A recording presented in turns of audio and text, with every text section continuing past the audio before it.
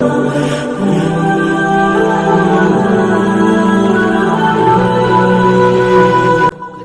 بستامی کے ساتھ یہودیوں کا پیشوا رہتا تھا. زیادہ تر مخالفتیں حسد کی وجہ سے ہوتی ہیں.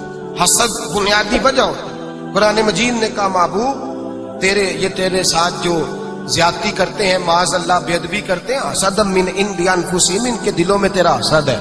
حسد بنیادی وجہ ہے اختلاف. حسد ہوتا ہے جو وجہ بنتا ہے. حضرت باعزید بستامی کے پڑوس میں یہودیوں کا پیشوا رہتا تھا، آپ کی مخالفت کرتا. ساری زندگی اس نے مخالفت کی. یہودی اسے بڑا مانتے تھے. اس سے کوئی غلطی ہو گئی، سارے اسے چھوڑ گئے. پہلے رئیس اعظم ہوتا تھا، پھر غریب ہو گیا.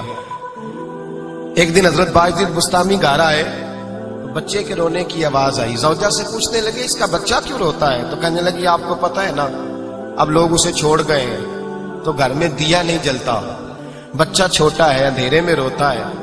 رات گہری ہو گئی تو حضرت باعزید نے اپنے گھر سے دیا اٹھایا. اپنے گھر سے دروازے پہ دستک تھی، وہ باہر آیا تو جناب باعزید کا انداز کیا ہے؟ اس نے مخالفت کی زندگی بھر. انداز کیا ہے؟ باہر آتے ہی نا آپ فوراً اس کو بولنے نہیں دیا. کہنے لگے او بھائی سن لے، میں پہلے بھی آ سکتا تھا، دیر سے اس لیے آیا ہوں کہ گلیاں سنسان ہو جائیں، لوگ سو جائیں. تجھے اور مجھے کوئی نہیں دیکھ رہا ہے کہ میں ہوں دوسرا تو ہے، اور تو مجھے اچھی طرح جانتا ہے. باعزید وہ نہیں کہ جو نیکی کرے گا اور دنیا کو بتائے گا.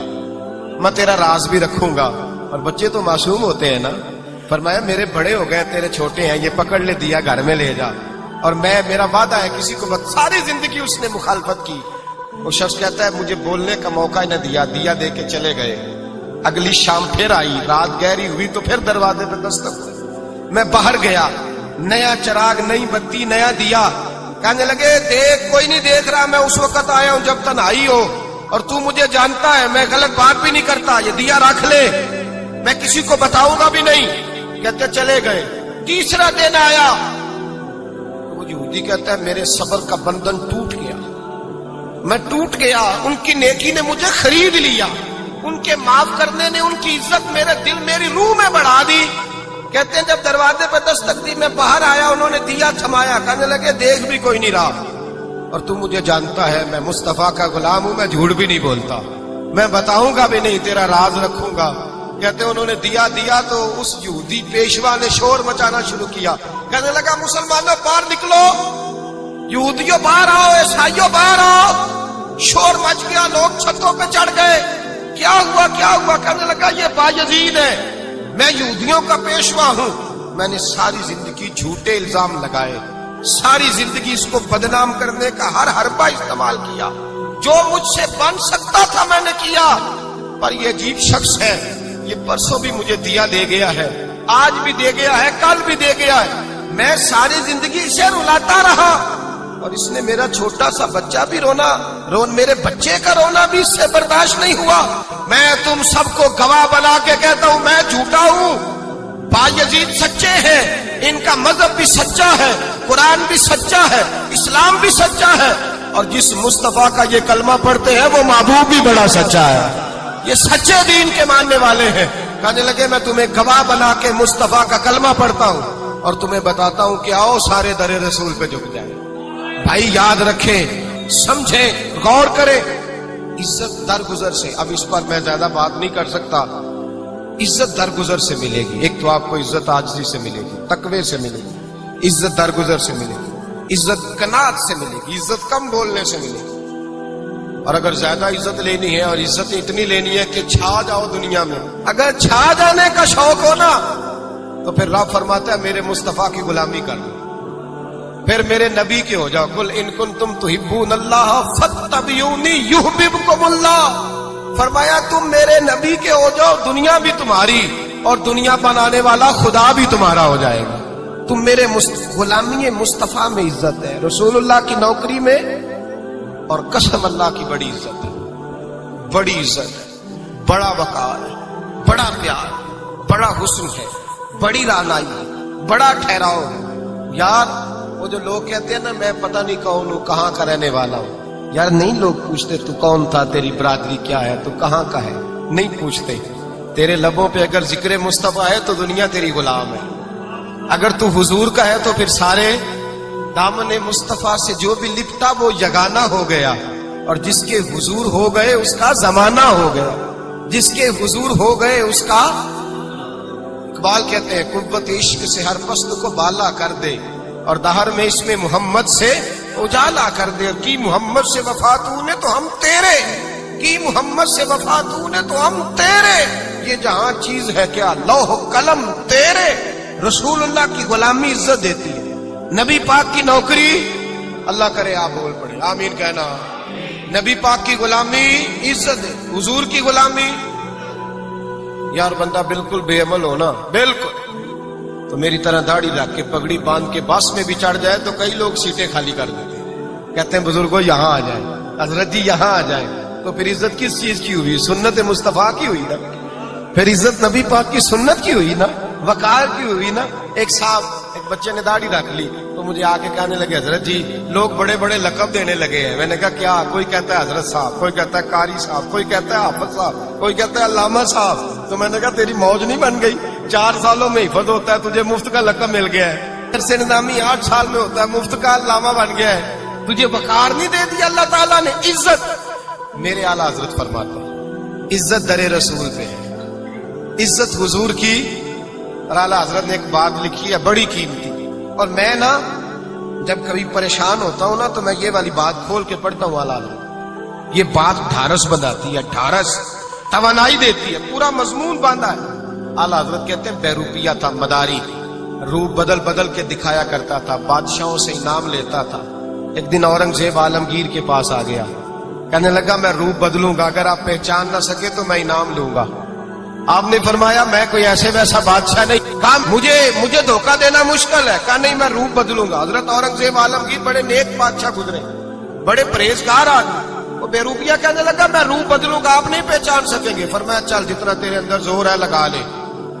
हजरत ने ऐलान किया कि मैंने फौजी भर्ती कर दे, 2 माह के बाद टेस्ट होगा। वो 2 महीने दौड़ता रहा, रंग रूप बनाता रहा, आया टेस्ट देने, 2-3 सिपाहियों का इम्तिहान लिया, उसकी बारी आई तो 10 रुपए दिए, कहने लगे तेरे आने जाने का कराया मैंने तुझे पहचान लिया है। कुछ दिनों के बाद जाने लगे सफर पर, तो भिखारी आ गए खैरात मांगने, उसने भी सारे मुंह पर स्याही मार ली, कपड़े फाड़ लिए, सर के बाल मुंडा लिए, भवें तक कटा ली, बदरंग होके आया।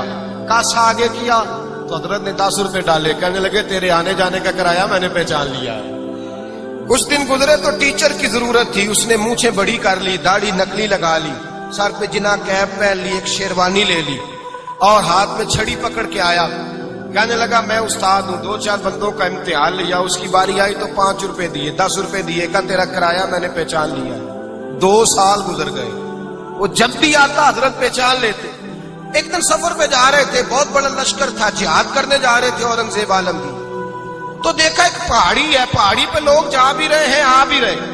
औरंगजेब आलमगीर पूछने लगे यहाँ क्या है? कहने लगे एक बाबा जी बैठे हैं दुआ करते हैं, अल्लाह के नेक बंदे हैं। औरंगजेब कहने लगे यार पुराने लोग सारे ही अल्लाह वालों को मानते, ये भी मुसीबत आई है जितनी नहीं आई है, सारे लोग ही मानते। कहने लगे जरा मैं दुआ ना करा लूं, अच्छे काम जा रहा हूं। औरंगजेब बादशाह थे, बादशाह लोग नाजुक मिजाज होते हैं, घोड़े से उतरे, बड़ी मुश्किल से पहाड़ी पे चढ़े, ऊपर गए तो लाइन लगी है, बाबा जी गार में बैठे। कहने लगे मैंने मिलना, मैं औरंगजेब हूं। उन्होंने कहा हमारा बाबा उस तरह का पीर नहीं कि अमीर आए तो रंग और हो, गरीब आए तो और हो, यहां अगर मिलना है तो लाइन में लग जाओ, सब एक जैसे। अब लाइन में खड़े हो गए, 50 आदमी आगे थे, कहते हैं 51वां नंबर था। थक गया धूप में खड़ा खड़ा, जब मैं पहुंचा गार के दाने तो मैंने बाबा जी के चेहरे पे नजर डाली तो बड़ा नूरानी चेहरा, बड़ी खूबसूरत लबो लहजा। मैंने कहा मेरे जैसा आदमी भी पगड़ी बांध दे तो अच्छा लगने लग जाता है, बड़ा खूबसूरत अंदाज। कहते हैं मैं उनके पास अक्का याद की हालत में बैठ गया। मैंने कहा हुजूर मैं जा रहा हूं जिहाद करने, दुआ करना। बुजुर्गों ने हाथ उठाए, अल्लाह इसकी मदद फरमा, दीन को गलबा अता फरमा, इससे दीन का सच्चा पक्का सिपाही बना। फिर थपकी दी, 2-4 नसीहतें भी कर डाली, देखना जुल्म न करना, ज्यादती न करना, जब तू जीत खर न करना, गुरूर न करना, नसीहतें भी कर दी। कहते अब जब मैं उठा तो 2-4 दिनार बतौरे नजराना मुसल्ले के नीचे रखे, और उल्टे कदम जब मैं गार से उतरा उन्होंने रुमाल झाड़ा और उठ के खड़े हो गए। कहने लगे आज नहीं तूने पहचाना, आज नहीं तूने पहचाना, मेरा इनाम बनता है। آج نہیں پہچانا، لا پیسے۔ اورنگزیب کہنے لگا یار تو نے حد کر دی، کہاں چڑھا کہاں کھڑا رہا، دھوپ میں تھک گیا، کمال کر دی بھائی تو نے، بتا تو کیا لے گا، اب تو دیکھ جلدی بتا، وہ کتنے لوگ پیچھے دھوپ میں کھڑے ہیں، لشکر سارا کھڑا ہے، کیا لے گا؟ اس نے کہا سب سے قیمتی ہیرے وہ ہے جو تیرے سر کے تاج میں لگے ہوئے ہیں، مجھے تیرا تاج چاہیے۔ او بھائیو سننا اور یاد رکھنا، میرے اعلیٰ حضرت کہتے ہیں بادشاہ نے سر کے اوپر سے تاج اتارا، بہروپیے کے قدموں میں رکھا اور کہنے لگے یہ لے، اور یہ تو تیرا مانگنے پر میں نے دیا ہے نا، میں واپس آتا ہوں تو آنا میں اپنی مرضی سے بھی تجھے دوں گا، تو نے اورنگزیب جیسے بندے کو دھوکہ دیا، آنا میں اس وقت بھی دوں گا۔ وہ دے کر بس بات ختم ہو گئی، حد ہو گئی، دے کر کہتے ہیں جب میں پلٹا نا واپس، بہروپیے نے آواز دی بادشاہ ٹھہر جا، تو میں نے پلٹ کے دیکھا تو کہنے لگے یہ اپنا تاج لے جا، اٹھا اور لے جا۔ میں نے کہا 2 سال بیت گئے تجھے محنت کرتے، آج قابو آیا تو لے جاؤ، کہنے لگا لے جا، مسئلہ سمجھ میں آ گیا۔ میں نے کہا مجھے بھی تو سمجھانا، کہتے ہیں وہ پھوٹ پھوٹ کے رویا، اس کی آنکھیں برس پڑی، سیلاب کی طرح آنسو بہ نکلے، تڑپا اور رو کے کہنے لگا بادشاہ میں نے جھوٹ موٹ رسول اللہ کی غلامی اختیار کی تھی، جھوٹ موٹ کی داڑھی، جھوٹ موٹ کی پگڑی، جھوٹ موٹ کا فقر، میں نے جھوٹ موٹ نبی پاک کا لباس پہنا ہے، تو تیرے جیسے بادشاہوں کے تاج میرے قدموں میں آ گئے ہیں، اگر میں سچ مچ رسول اللہ کا غلام بنوں گا تو اللہ کیا کچھ عطا فرمائے، اللہ کتنی نعمتوں سے نوازے۔ میرے حالت کیا فرماتے ہیں؟ اعلیٰ حضرت فرماتے ہیں فرشتے بھی کرتے ہیں تعظیم میری۔ کون جی؟ اللہ ایسا عقیدہ بھی کم ملے گا جو بریلی کے امام کا عقیدہ ہے، ایسا بھی کم، کہتے ہیں فرشتے بھی کرتے ہیں تعظیم میری، کیوں؟ فرمانے لگے فدا ہو کے ان پر یہ عزت ملی، فدا ہو کے ان پر یہ